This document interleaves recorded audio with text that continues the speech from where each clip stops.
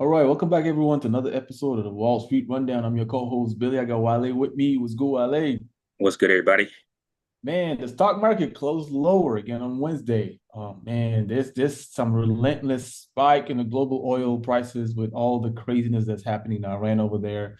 And also the inflation's coming up and all that stuff. So we have seen the market hasn't really been doing that well. I mean, if you look at broadly overall, we haven't really dropped so much, but we haven't even gone up so much. So it's kind of like we're still kind of like ticking up and down here and there. If you look at the tech heavy Nasdaq, I mean, we were down by 0.57% today. Um, I don't know, man. And we also had the Google and Tesla reported after hours too. So it's like those numbers. I mean, we'll take a look at it in a little bit. But S&P also dipped below 0.14% today to end the day at 74.98. The Dow Jones also was down 6.6 points or 0.10%. I mean, there's so many pressures. There's so much pressures happening in the market right now that it's just like I'm surprised we haven't dropped even further than this. Like something is still holding up the market. Like for S&P and Index and NQ to still hold up, even though like the chip was dropping, all those different things were dropping, was still kind of like just hanging up there.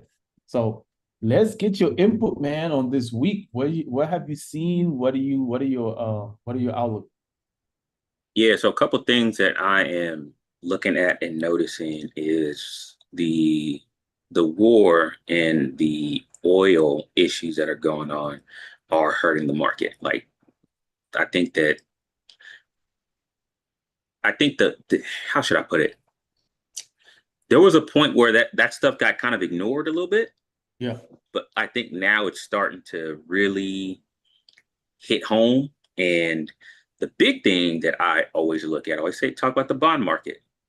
The 10-year yield, I think, hit a 3-year high, if I'm not mistaken. Mm. So the 10-year yield is hovering above 4.6 now. The 2-year yield is higher. The 30-year yield is higher.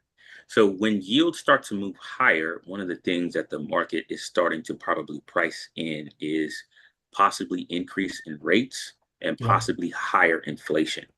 So that combination of things is not good for stocks. It's just not. So, and I don't see any sort of relief happening anytime soon, Mm. especially when we're getting headlines that the war that's happening in the Middle East is getting more intense. So, from a technical standpoint, you know, I don't think that growth stocks are in a good place. And I also think that with Google being down after hours, as you mentioned, Tesla being down after hours, um, those big companies are going to drag the market down a little bit. So Yep. Yep. we always talk about that. You know, you're going to have these moments in time where things don't go too well, but these are the times when you need to sort of put together your shopping list and start looking for quality companies that you can buy at good prices. But bond Yep. spreads are also moving higher too. So that whole combination of things, it's just creating a tough environment for stocks. So Yep. Yep. and yeah, so that's what I've been seeing from a technical standpoint. But let's talk about some of those big companies, man. I mean, the AI spend has been crazy on these companies. I mean, if you look at, for example, Google, they posted a strong revenue, but they're so crazy capital expenditure when it comes to the data, AI data centers, and all these different things. So they're spending a lot of money. You know what I mean? So Tesla dropped over 4% after hours also, but Tesla was a little different because it missed their second quarter profit estimates. So again. But when you talk about Google, even IBM kind of like came up ahead of it, right? Like, hey, look, this is gonna happen. We're not gonna beat our numbers, just to let you know. We're not even gonna let you guys kind of think about it. We know we're gonna miss it, just to let you know ahead of time. So again, AI is not cheap. And I think those companies are finding out in real time that it's not cheap. Yeah, so let's go through some of these Google numbers. And like I said, from an investment standpoint, the company is not doing bad.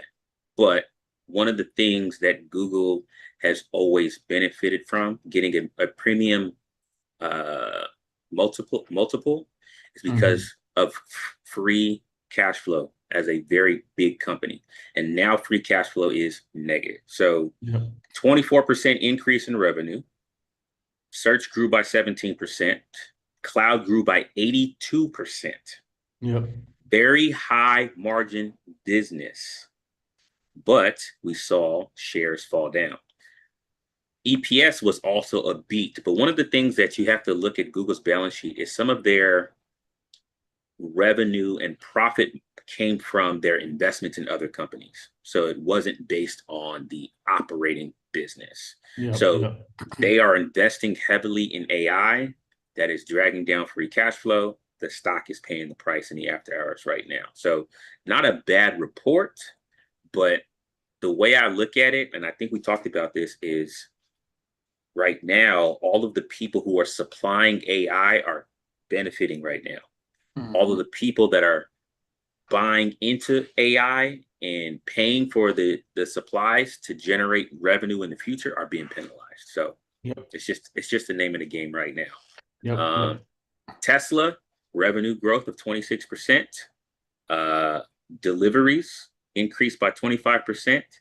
But this is one of the key things that was bad in the report. Operating income was down by 57% and margins fell down.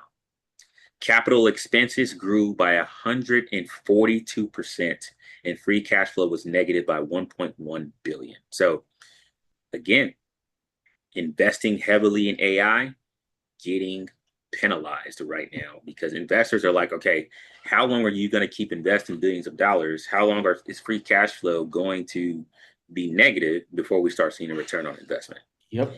And I just don't think anybody knows that timeline. ServiceNow, very strong quarter. This was a stock that has been penalized for the last, what, call it 6, 7, 8 months now. So Mhm. ServiceNow subscription revenue grew by 24.5%. And the company raised full year subscription outlook. And it says that its AI products surpassed 1 billion of annual contract value. So ServiceNow was a name that I feel is undervalued. We've talked about how some of these software companies will have to adjust their revenue models because that per seat model may not be their key driver anymore. So ServiceNow had a good quarter. My question is, can they continue the momentum moving forward? Yep. Lastly, IBM. We know what they got in front of their earnings report. They didn't really do much, but numbers weren't really, I would say, awful. They were bad, but they weren't awful. So revenue was only up 1%. Software increased 5%, and Red Hat grew by 11%. But it says, but IBM Z revenue dropped 42%, and management's outlook of growth was very, very low. So we knew it was going to be bad. They got in front of it. That 25% drop was, you know, warranted, I guess. Yeah. Yeah. And right now, the question, I think I said this last episode, is can they pivot to another area of their business that can drive revenue and growth? And we just have to wait and see. So, Yeah. Yeah. Yeah. But I think like overall, I think those reports like they're telling us like the fundamentals are there. Like yes. everything seemed to be strong, but they're getting punished for spending more money on AI. Basically, I mean, Mm-hmm. they can tell that it is needed, but like you said, like how long before investors start seeing some of those return on those investment and stuff. So I think that's the big question that everybody's like, all right, now you guys are spending all this money, but when are we gonna be able to see some of that money coming back to the market? So Yeah. which lead us to the next point. Now we've seen some of those big hyperscalers, IBM, I think, Oracle, even Microsoft, and all these big companies borrowing money right now. They're getting money out right now. Like, can you walk us through like what is your understanding of that? Like, how does that again actually impact the company, first of all, and why are they doing it? Like, why is it happening right now? Yeah. So there was an article going around talking about how some of these hyperscaler companies are hiding liabilities in the footnotes of their balance sheets. Mm, So people are saying that the actual obligations that these companies have is way bigger than what's actually being reported. Is this true? Yes. But the way the accounting system works is that the obligations that these companies have for data centers that are being built aren't showing up on the balance sheet right now, but they're in the footnotes and they're disclosed. So let's give an example. So here's Meta. So at the end of 2025, Meta disclosed approximately 103.8 billion of leases that had not yet commenced and another 131 billion of non-cancelable contractual agreements, largely involving cloud capacity, servers, network equipment, and data center infrastructure. Those amounts were far greater than its currently recognized lease liabilities. So basically, what it's saying is like there are more future obligations that Meta has to pay for that are not really showing up on the balance sheets. So Right. people are saying that the balance sheet is a lot uglier than what it appears to be. So what it says this creates a shadow fixed cost stack.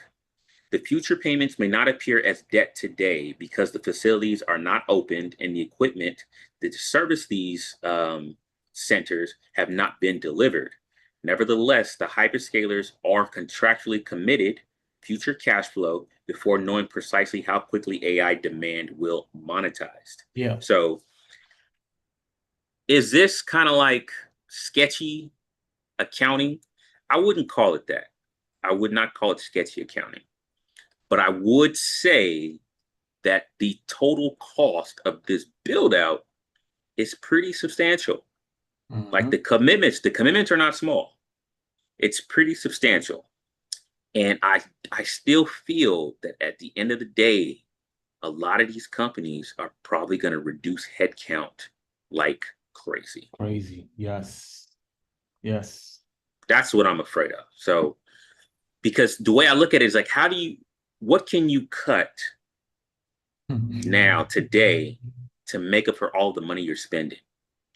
People. What are you gonna cut? It's people, right? People. So unless you find another huge revenue source, Yeah. I feel like there's gonna be people on the chopping block. So I don't know, man. I don't Yeah. know, man. That's Yeah. that's that's my take. I could be wrong, but I don't see any other way to make up for all of the spend. Yeah.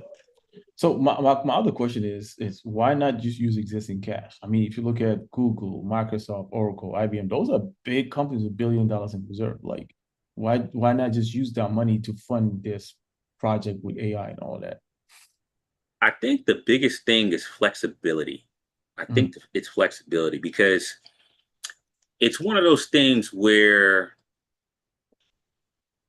how should I put it? You don't want to deplete your cash too quickly and then have to raise money when you absolutely have to. So Yeah. I think they want to operate from a position of strength. They're like, okay, we may not necessarily need all of this debt now. And sometimes, too, what can happen is they can retire the debt early if they want to. Yeah. I think it just gives them flexibility because I'll give you an example. A lot of billionaires, millionaires, right? When they buy their homes, they still take out mortgages. Mhm. And it's like, why are you taking out a mortgage when you can just pay for this house in cash? Like, why? Because it creates flexibility. Like, okay, I don't want to sell my Amazon stock or I don't want to sell my Microsoft Right. stock and then create a Right. capital gain. Let me go borrow money from the bank. They're probably getting really, really, really, really, really good rates. So it just gives them flexibility. So, Yeah. Yeah. I kind of understand it. Um, and I guess some of this debt may not sit on their books for the entire term of the loan. I don't know the terms of the loan, but sometimes companies have the ability to, it's called callable debt. So Mm. they can call the debt at a certain date and then sometimes too, if interest rates drop, they can refinance and That's get lower true. rates. That's true. So I think it offers flexibility. CFOs, do stuff like this all the time. But to me, I just when are you going to start seeing more profitability for all the money that they're spending? Right. And Right. no, and nobody has come out on any earnings call and given anybody a timeline. Nobody. Yeah. Yeah. So we just all There's no timeline. There's literally no we timeline. we all just playing a waiting game right now. So Yeah. So it's almost like it's cheaper for them to borrow the money than it is for them to use their actual money, right? Because it's like it might cost them a lot more to use their money rather than just like borrowing something. Correct. Because it's also too, you have to understand it's easier to borrow money when you have more reserves compared to trying to borrow money when you absolutely need to borrow money. Right. So they're trying to operate from a position of strength, right? Because no bank is gonna be like, okay, we're not gonna give you the money, like, or you can't issue the bonds. They're just gonna be like, you got the cash reserves, you got enough, so let's just go ahead and make the commitment now. Also, Yeah. too, I think we talked about this offline. I think they're doing it now because they expect interest rates to go up. Yep. It's cheaper I to get also it's cheaper to get it now. I think the cost of borrowing money right now, I think is going to be cheaper because the way interest rates are moving,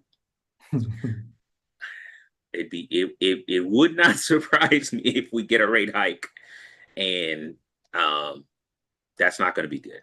So Yeah. I think they're looking down that road. They're saying that the chances of a rate hike are getting higher. Let's act now. Man. So I mean that kind of gives us like a glimpse into I mean, it might be true, right? That kind of gives a glimpse into what's gonna happen in the next few months with the Fed and all this stuff. Like, and we talked about this several times. Like, if we hear any, I mean, we heard that too. Like, if they even invest a sniff and a opportunity for a raise increase and all a rate increase and all that stuff, like we'll see the market going to drop down a little bit. So again, I hope it's not true, but if it is, we'll be ready for it because I mean everything else is going to be expensive. Like literally everything else is going to be expensive. So it's going to be harder for anybody else to stop borrowing money and all that stuff. So I mean, it's definitely going to impact a lot of people. Small businesses are going to be impacted a lot. So it's going to be a big issue. Um, I also read another theory that the hyperscaler spending on AI is causing inflation mhm. because you have all this money chasing too few goods. I mean, look what Micron had to do with prices, Yeah. right? When you have too much money chasing too few goods, you get inflation. So, and there's a lot of leverage in the system right now. You got companies borrowing money, you got, hedge funds using leverage for, trades.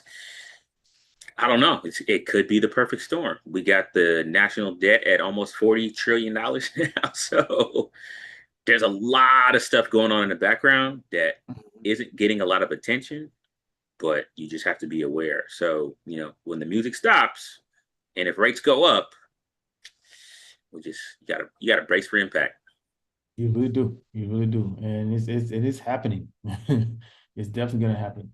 But speaking of rate or pricing increases, I mean, we see the TSMC, I mean, they decided to hike their chip making prices by up to 10% starting January 2027. I mean, what is that going to do to the market? Like, you know what I mean? Because it's how's that going to impact Nvidia, first of all, right? That's one thing. How's that going to impact the customers for Nvidia, the customers for anybody else who's doing business with TSMC? Like, are we going to see? I don't know. Are we going to see price increases on in Nvidia also? Is Nvidia going to start increasing prices on their customers? So, I mean, they have to make up that difference somehow. Yeah, that's a big thing. So we all know that almost everybody has to go to TSMC to get their chips. Right. And they're in a position to where even if they hike the prices 30%, where else are you gonna go? Where else are you gonna go? You got one person. Right? So they're operating from a position of strength. And I think what they probably did is they saw what Micron did and they were like, Mm, we are we supply 80 to 90% of chips. yep. Let us then hike prices.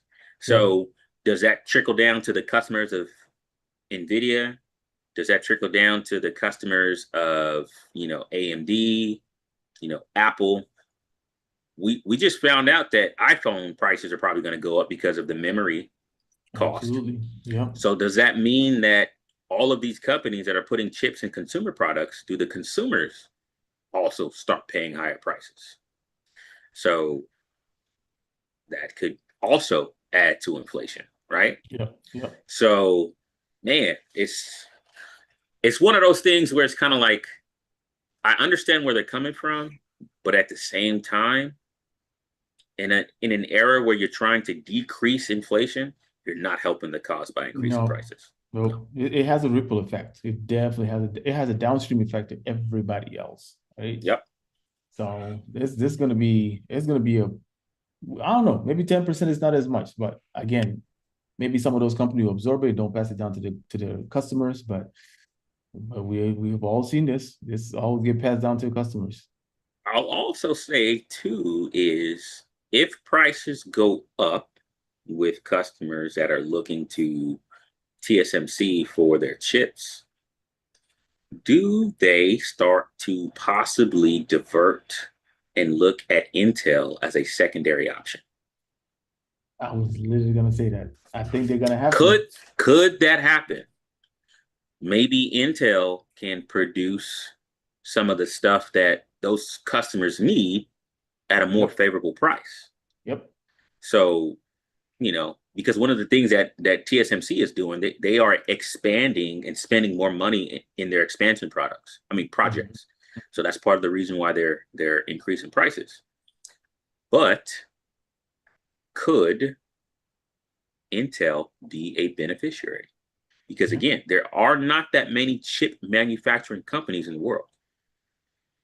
You got Samsung, you got Intel, and you got TSMC when it comes to very complex chip design and manufacturing. Yep. So hopefully Intel gets some business, even if it's just a little piece of the pie. I would appreciate I I think they that. will. Honestly, I really, really think they will. I think this is literally going to be their saving grace to move on to the next step. So I definitely I think hope so. I I hope so. definitely think so. Yeah, because the stock has been getting beat up as of recently, from Yeah, coming from 140 down to 100. Um, hopefully they got some. They report earnings this week too, so hopefully we get some good news from Intel this week. So yeah, yeah.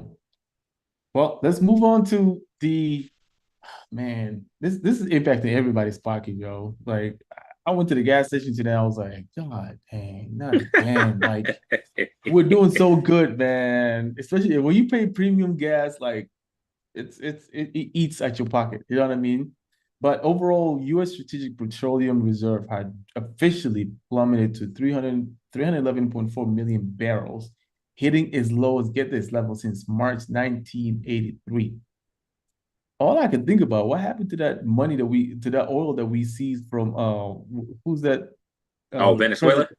Venezuela. What happened to that oil? Where did that go? The thing about Venezuelan oil, it's very hard to refine, and I don't think they have the infrastructure to refine it into gasoline. I think that's the problem. They don't have. It's too hard to refine in its current state, and they just don't have the infrastructure to make it happen. So That's crazy. the SPR, man, has continued to get depleted, and I don't see any recovery Oh. anytime soon. I mean, I'm looking at USO right now. USO is at 134.08 in after hours. Mhm. And I said if USO gets, I was talking to my investment group, and I said if USO gets above $121, I'm going long. And that thing has been steadily climbing, and I think we're going back to 100 dollars a barrel pretty Oh soon. yeah. Oh yeah. Oh yeah. I mean, we're hearing news right now of more bombing happening. And I think I was reading today that the Senate or the Congress just approved like $90 billion in spending for the war. So again, one thing you guys gotta understand, man, war makes a lot of people a lot of money. That $90 billion has to go to some other company. They has to go to defense companies. It has to go to companies who are, making weapons. Like people are making money off of war, y'all. Like for it might be bad for a lot of people, but for a lot of people, they look forward to any conflict because that's the only reason those companies exist, right? To make money. And the only way they make money is from the government. The government should come to them. Can you produce this? Can you produce this? And then they get the money that way. So it's kind of weird, right? Like you build your whole company just to be able to make money when there's war. So I can say a lot of stuff about that, but I'm pretty sure those companies also participate in other stuff that causes conflict somewhere else. But in any case, it is for me, it is crazy. We're sitting here, what, 7, 8 months after this whole thing started, and it's still going. And it's supposed to be a couple of weeks of, you know, bombing and we'll take Iran and everything's done. Like we're still going, but we haven't really seen the ripple effect of everything that's happening down there. I really don't think we have seen it yet. So yeah, it's gonna be interesting, man. It's gonna be really interesting. I will say one of the things that um, I would be doing as an investor is this is probably not a bad environment to stockpile cash. It's not a bad environment to stockpile cash. And when there's a lot of chaos in the background, sometimes that is a sign to be strategic about the price you're paying for companies that you want to hold long term. I'm not trying to say that something catastrophic is going to happen in the near term, but I would be stockpiling cash and making a list of companies that I want to hold long term. And if we start getting more, if the VIX starts to hold above 20, to me, that would be a sign that people are getting more cautious. I'm looking at today's VIX action. The VIX hit a high of 1949, and then it settled, and we closed at 1664. So you can kind of see it was moving kind of crazy. But right now, let me look at one more chart on another screen real quick. Yeah, the VIX has kind of been super volatile, but I would be looking at the VIX and paying more attention to the VIX to start saying if we start hovering around 20, because every time Yeah. we got around 20, we've come down. Got around 20, come down, come around 20. If we start holding above 20 and bonds are holding where they are now, I'd be a little bit more cautious. Yeah. So, I would not be aggressively buying stocks in this environment. That's just my personal opinion. Yeah. Speaking of If buying you're gonna, stocks, I mean, I was reading some stuff here. It's like people buying stocks on debt or on borrowed money has actually hit an all-time high. So people are borrowing money to yeah, buy stocks. on margin, yeah, yeah, Yeah. So that is another problem to add on top of all of this. You know what I mean? So it's like if you don't have money to trade, if you don't have money to buy stocks, please don't do that to yourself. You know, don't do that oh, to yourself. Because unless if you're really, really, really good, even institution traders are really, really good. They don't really borrow that much money a lot. So it's like, again, that number is going up like crazy. And it is going to have a negative ripple effect in the market also. So I mean, we definitely yeah, see some pressure. yeah.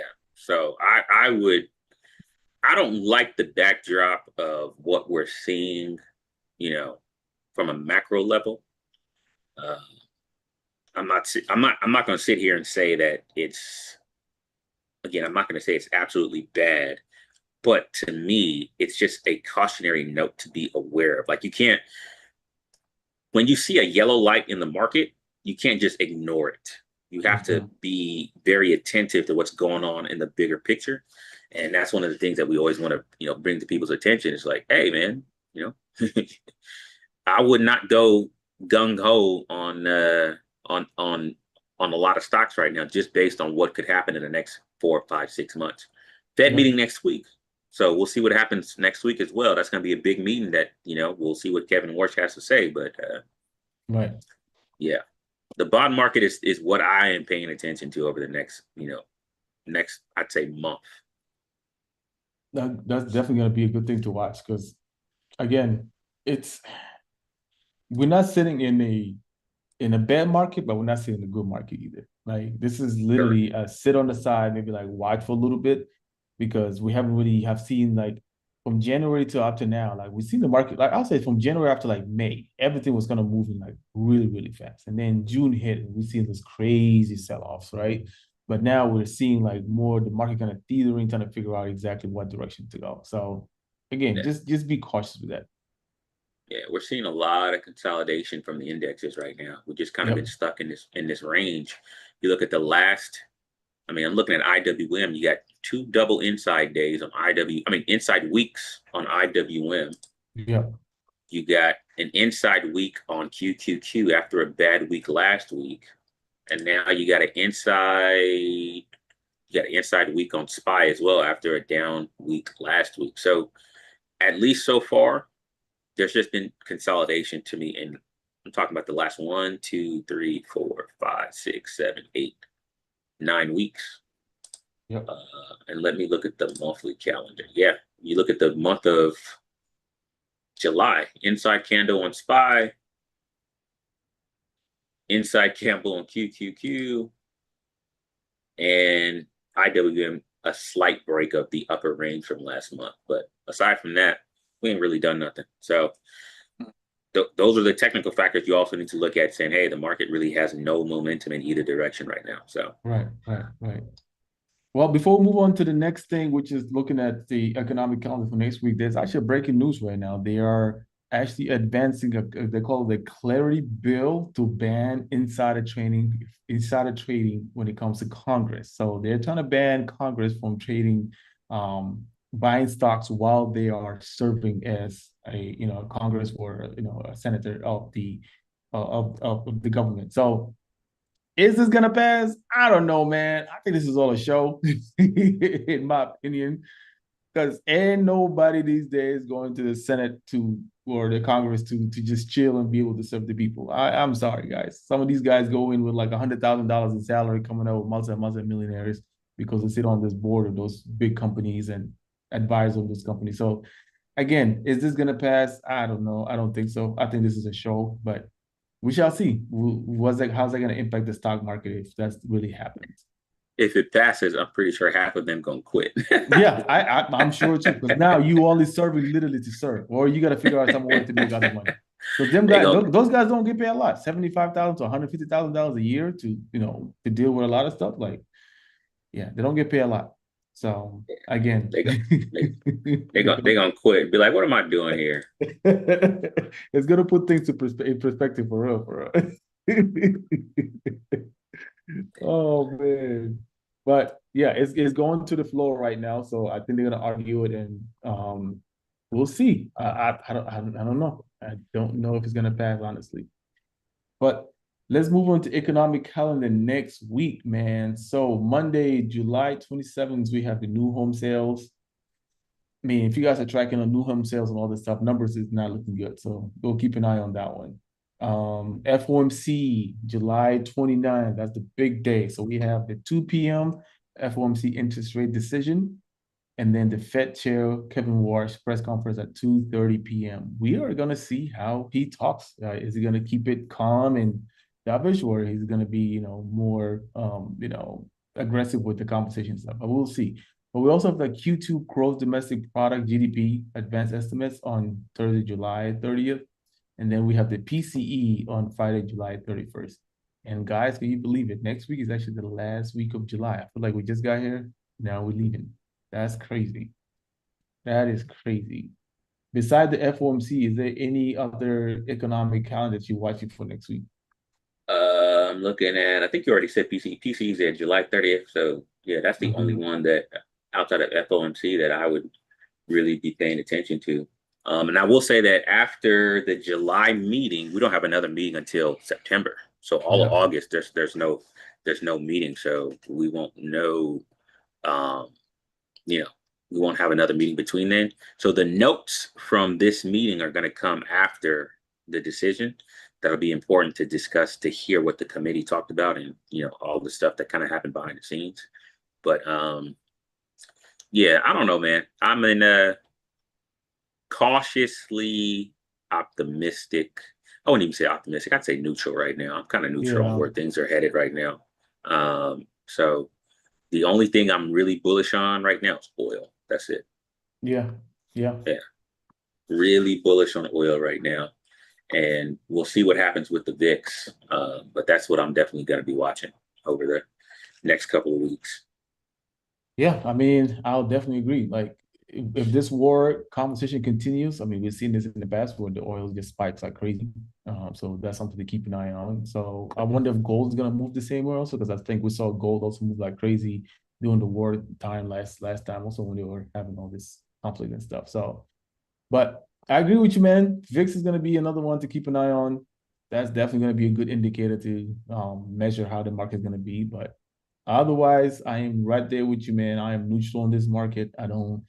I'm not trying to predict where things are gonna go, but we'll keep an eye on the VIX and see how we react over the next couple of weeks as we wrap up Yep, the entire month here.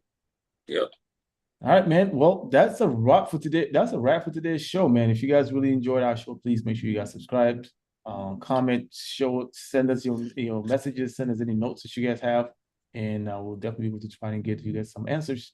With that being said, yeah, have a good night, and we'll see.